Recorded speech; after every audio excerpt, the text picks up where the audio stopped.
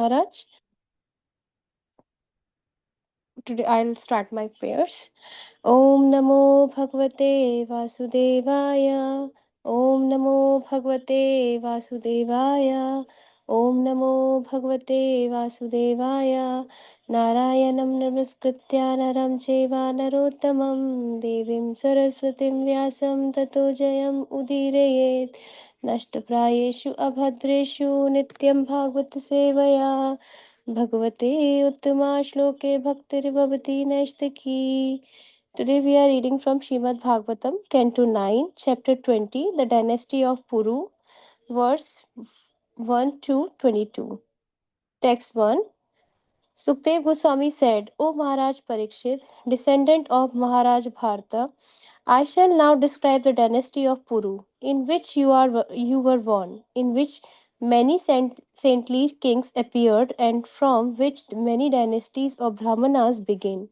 Text 2. King Janmejaya was born for this dynasty of Puru. Janmejaya's son was Prachinvan and his son was Pravira. Thereafter, Pravira's son was Manusyu, and from Manusyu came the son named Charupada. Okay, text 3. The son of Charupada was Sadhu, and the son of Sadhu was Bahugava. Bahugava's son was Samyati. From Samyati came a son named Ahamyati, from whom Rodrashava was born. Text 4 to 5. Rodrashava had 10 sons named Rityu, Keksiyu, Deliu, Yuka, Jaleyu, Sanateyu, Dharmameyu, Satyeyu, Vrateyu, and Vaneyu. Of these 10 sons, Vaneyu was the youngest, as the 10 senses, which are products of universal life, act under the control of life.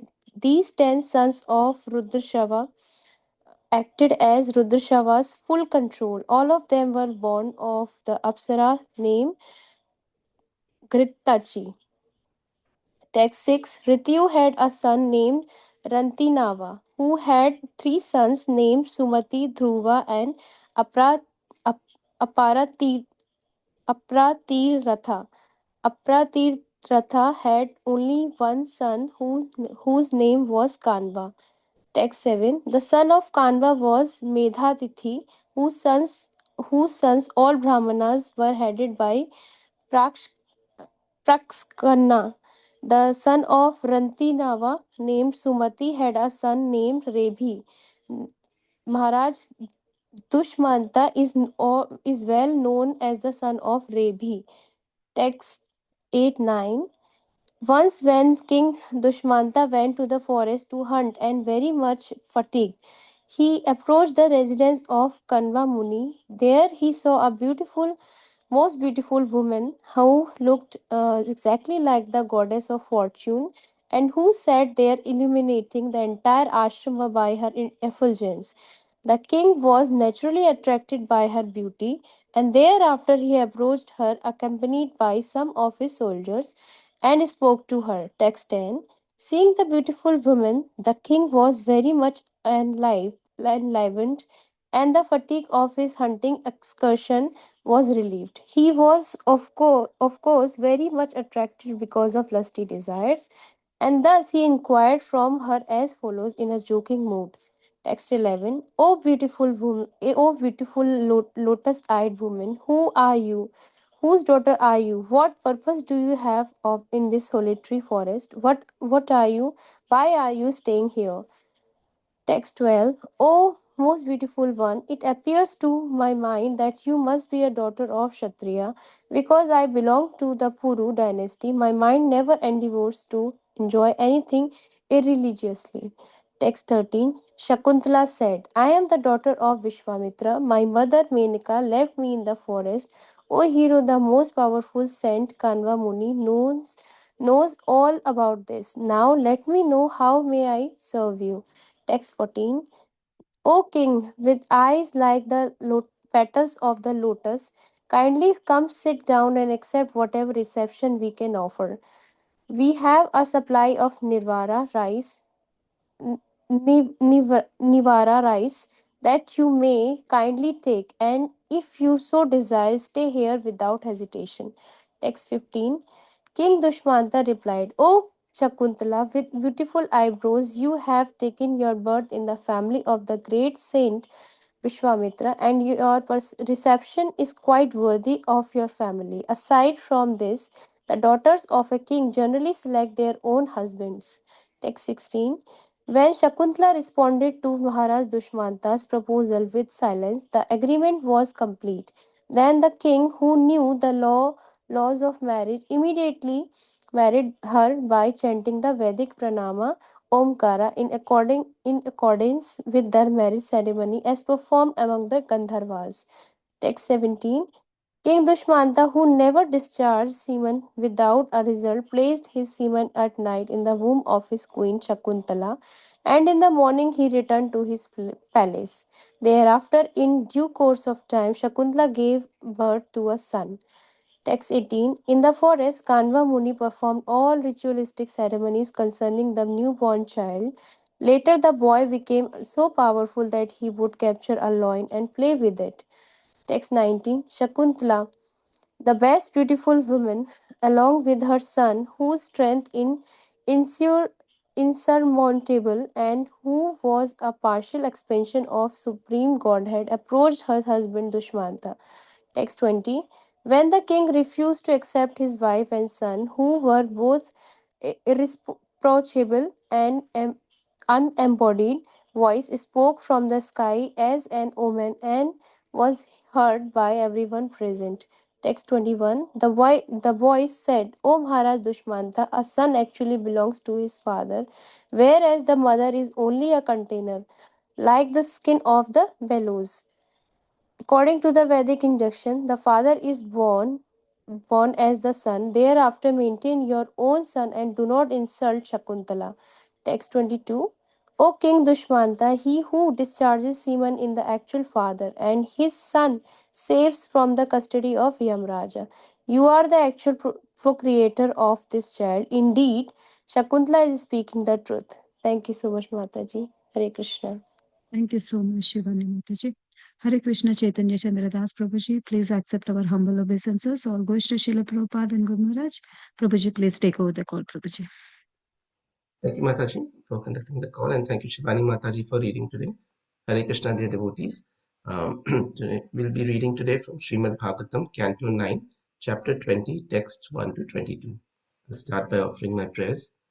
Om Kyantimirandasya Jnananjana Shalakaya Chakshurunmilitam Yena Tasmai Shri Guruve Namaha Nama Om Vishnu Padaya Krishna Prishtaya Bhutale Srimate Bhakti Vedanta Swami Iti Namine Namaste Saraswate Deve Gauravani Pracharine Nirvishesh Shunyavadi Paschat Deshatarane जय श्री कृष्ण चैतन्य प्रभु नित्यानंद श्री अद्वैत गदाधर शिवासादि गौर भक्त वृंद हरे कृष्णा कृष्ण कृष्णा हरे हरे हरे राम राम राम हरे हरे मुखं करोति वाचालं पङ्गुं लङ्घयते गिरिं यत्कृपा तमहं वन्दे Shri दीनतारणं परमानन्दपादपं Sri Chaitanya ईश्वरम् Hare Krishna, dear devotees. So, up until the last few sessions, we've been hearing the wonderful story of Maharaj Yayati. And we heard from such wonderful devotees about all the different lessons that can be learned in spiritual life, of how Maharaj Yayati first got entangled in sense gratification, and then how by the Lord's mercy he had that realization, and he also helped his wife realize that. What are the fallacies of getting entangled in sense gratification? So with that realization, they both take to spiritual life, and that's how we finish the reading of the last few sections. Today, we're going to begin with a new description of the dynasty of Puru, and we're going to see a different story. So, continuing from where we were describing the different dynasties, we saw how Puru was the youngest son of Maharaj Yayati, and he was the one who agreed to exchange his youth for Maharaj Yayati's old age so that Maharaj Yayati could continue on with sense gratification. And at the end, once Maharaj Yayati gets this realization, then of all the 10 sons, he awards the youngest son Puru to become the emperor of the whole world. So that's why now we are reading about the lineage of Maharaj Puru. So in the first shloka, Shukdev Goswami is telling Maharaj Parikshit that I shall now describe the dynasty of Puru, interestingly, in which you were born. So now we are going to see the dynasty, actually, the ancestors of Maharaj Parikshit directly, in which many saintly kings appeared and from which many dynasties of Brahmanas began. So Srila Prabhupada in the purport makes a very nice point that it is very clearly and emphatically described in the Shastras that even in the line of saintly kings, it was not that only the Kshatriyas would appear. There were many, many Brahmanas who were also born in the line of Kshatriyas. We see the story of Vishwamitra Muni, who appeared as a Kshatriya, but then later on took up the Brahmanical province. We also see many times in the Brahmanical lineage as well, many Kshatriya kings will appear, or people with Kshatriya tendencies appear. And we see the example of Lord Parashuram, how he took up weapon even though he was a Brahmana.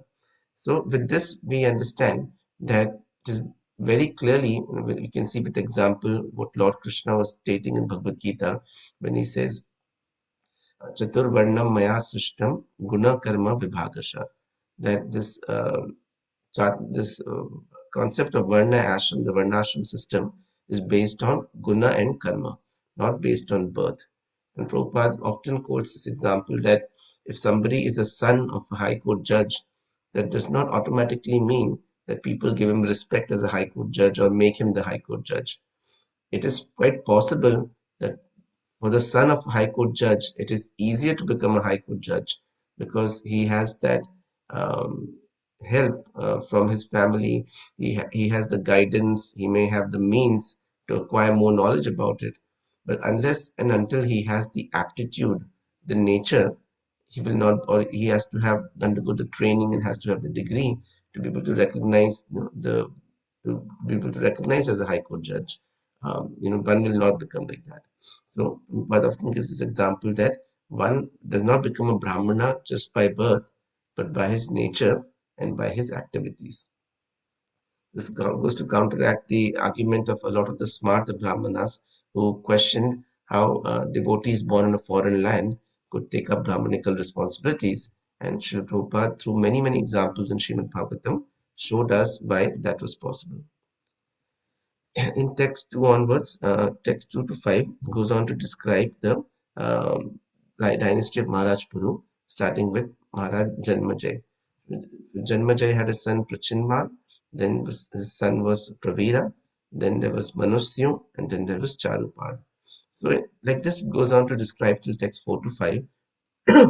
In text 4 to 5, it says that Raudrashava had 10 sons and lists the name of the 10 sons. And very important point, it's made that the 10 senses, which are products of the universal life, act under the control of life. Similarly, these 10 sons of Raudrashava acted under Raudrashava's full control. So what we can learn, the learning point lesson from this is that we have to understand that for a self-realized soul, the senses should always be under control. Arjuna also says, and Lord Krishna also confirms in Bhagavad Gita, that even one of the senses, if they are left astray, they can completely destroy the soul's journey to spiritual birth again. So in this way, we realize that sense control is so much important. And we have heard from the previous few sections what are the disadvantages of sense gratification. And I liked how Sudharan Prabhu so gives such wonderful examples from quoting Chaitanya Charan Prabhu.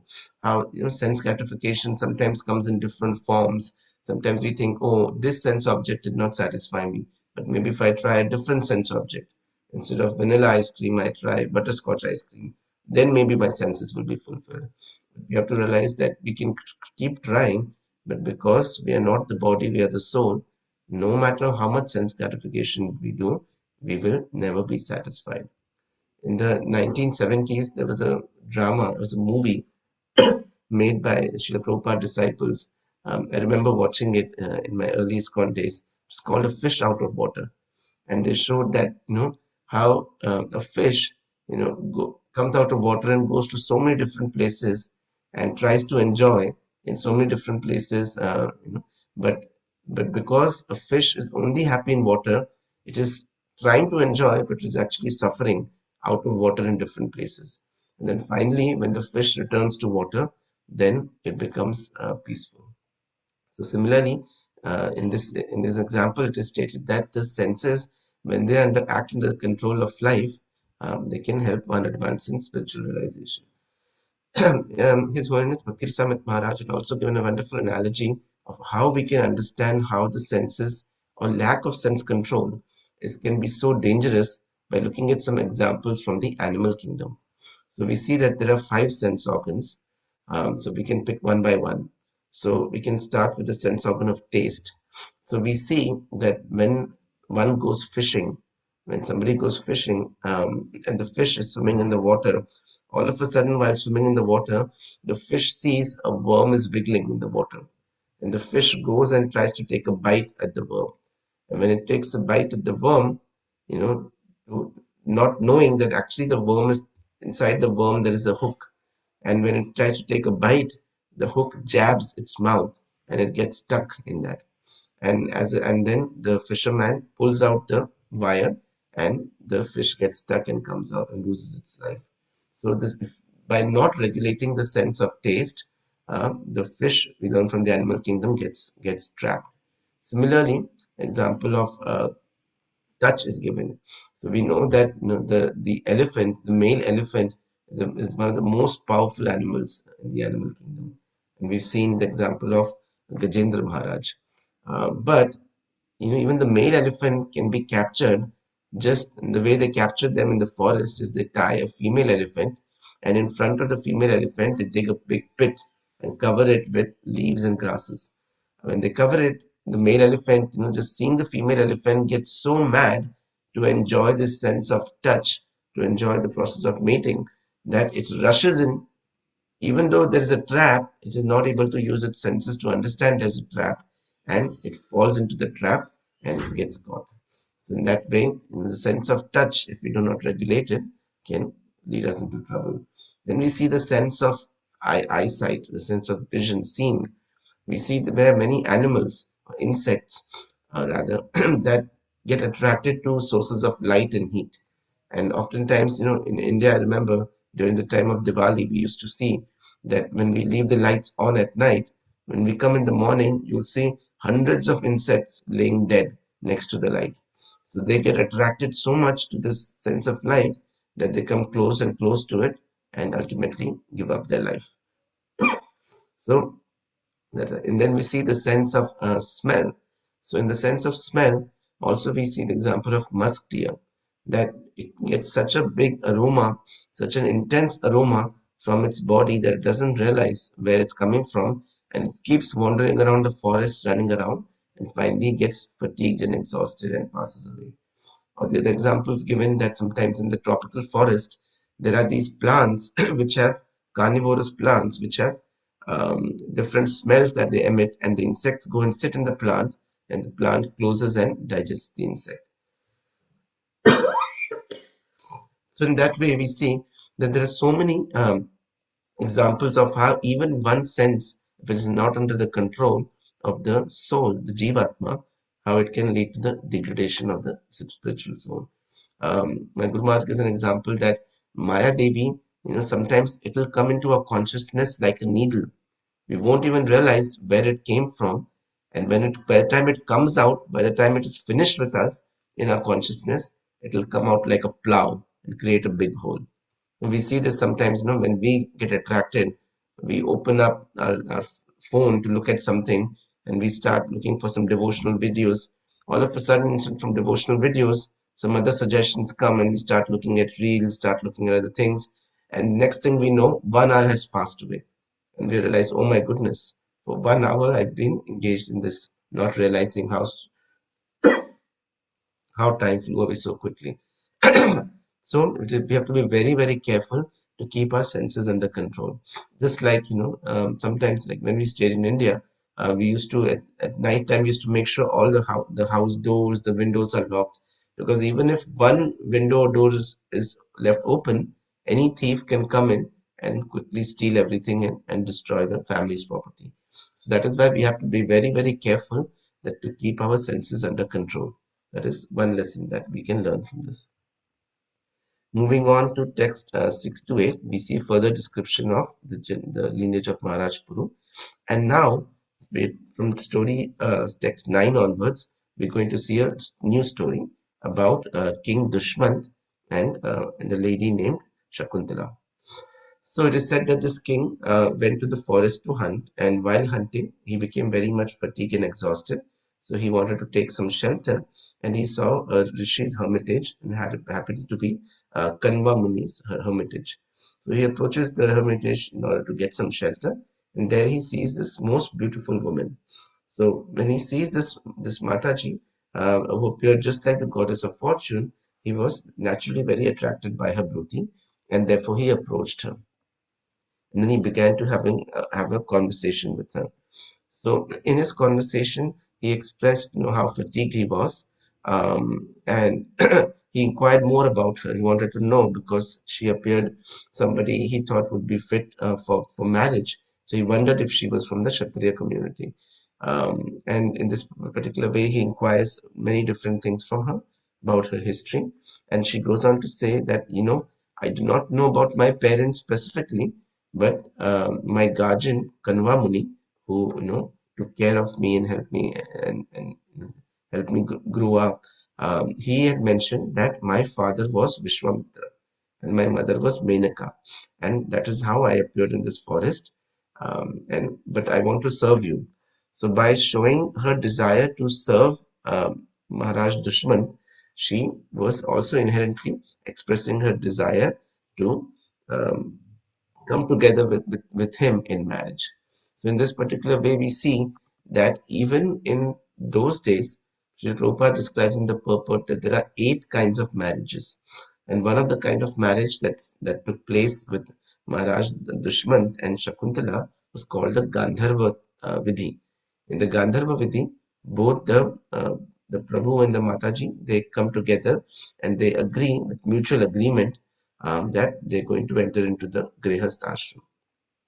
So in this particular way, we see that Maharaj Dushmant also expressed his desire, and Mata Shakuntala, she also, by inviting him, offering him a place to sit in solitude, offering him some food to eat in solitude, and by kind words also subtly expressed her desire to come together with him in marriage.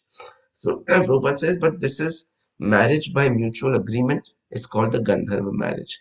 But in this mutual agreement also, it was different from the marriage that happens in today's days. Because even when they came together in mutual agreement for marriage, in what we see examples in the Shastras, they came together in order to satisfy the senses of the Supreme Lord. They came together so that they could together serve and help each other in advancing in spiritual realization. So Prabhupada says, nice statement, that it was marriage by mutual agreement, but it was not divorce by mutual disagreement. So we don't find this concept of divorce. So even though this concept of mutual agreement is there in Shastras, this concept of divorce is not there by mutual disagreement, because it was understood that the institution of marriage is meant to take you to a higher place, a higher platform, wherein we can continue to elevate our bhakti, but not that we have come together for sense gratification. And once I feel that my senses are not being satisfied, I'm going to divorce you and move on to somewhere else. So that part was not there. What Srila Prabhupada emphasizes. So as they came together, Maharaj Dushmant and Shakuntala, then he accepted her as his wife and he chanted the Omkar mantra. Omkar mantra is the Pranav mantra in the Shastras and is the sound incarnation of Krishna. And in this particular way, the marriage ceremony was solemnized by Maharaj Dushmant. Again, Srila Prabhupada also explains, and we understand that people in this age and also come together and enter into what we call live-in relationships. So they come together for mutual benefit, for mutual sense gratification, without wanting to undertake any of the responsibilities. So we always talk about rights and duties. So we always want to think that, oh, I want to have sense gratification. I want to have so much enjoyment. But really, we cannot have proper sense gratification, and ultimately, we'll be frustrated unless we follow some rules and regulations. For example, and sometimes this is a difficult concept to understand because people think, oh, for sense gratification, there should be no limit. We should be free to do whatever we want. So we can have free relationships. We can have, anything without rules and regulations. But people do not understand that rules and regulations are actually what keeps institutions intact, what keeps our efforts to advance in spiritual life intact. For example, if you want to say, like, I want to be free and I want to go, I want a car that will take me as fast as possible and can take me anywhere I want. And somebody gives you a car with no brakes in it. So you may think, oh, this is so nice. This is a car, it's such a new car and has such a powerful engine, and I'm going to go. But if there is anybody who drives a car knows that if the car doesn't have brakes or the brakes fail, then you're not going to drive the car very fast. Because if the car is to lose control or you have to make a turn, you need brakes to be able to control the vehicle. So although breaks may seem something that is regressing, that is limiting, that is inhibiting, that's something that binds us, but it is because of the brakes that you can drive the car fast and you can drive the car smoothly. Because if there were no brakes, you would probably not drive the car more than 5 miles an hour. So what we do realize that when we come together in this institution of marriage, we come together to serve one another, to help one another advance in spiritual life. And we take vows in front of the deities. We take vows during the yajna so that we agree to follow some rules and regulations so that we can advance in spiritual life. And that is the way we can actually stay happy and advance. Otherwise, if we just come together and people come together and have live-in relationships, then ultimately they are going to get frustrated just like a car without brakes.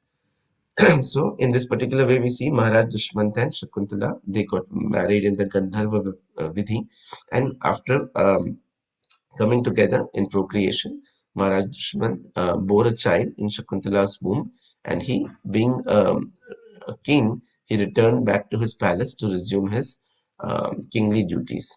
And this son of Mother Shakuntala was entrusted to Kanva Muni.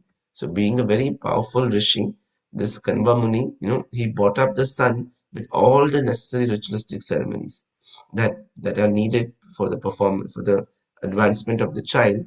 All the ceremonies were performed, and this son became so powerful and had such great prowess that he would even capture a lion and play with it. And we'll go on to see in the next day's discussion who this amazing son was that appeared to Maharaj Dushman. So once the son became of age, Mother Shakuntala, she, along with her son, she went to meet her husband Maharaj Dushmant, who was the king of the land. And they said that this son was also a partial expansion of Supreme Godhead. So we're getting little description of who this son is, but we're going to see in the next discussion of what his information is. So in text 20, it is said that the king initially he refused to accept the wife and son because he did not want the subjects to raise a finger about their relationship being not legitimate. But he knew, Srila Prabhupada writes in the purport that he knew that this is my wife Shakuntala and this is the son I've had with her. But he wanted the people of the kingdom to also be convinced that this is not an illegitimate relationship. This is actually his wife and son, and she's a chaste woman. And therefore, because he wanted the kingdom also to be convinced, there was a voice, a divine voice that claimed in front of everybody and ensured everybody that actually, Maharaj Dushmant, you are the father to the son.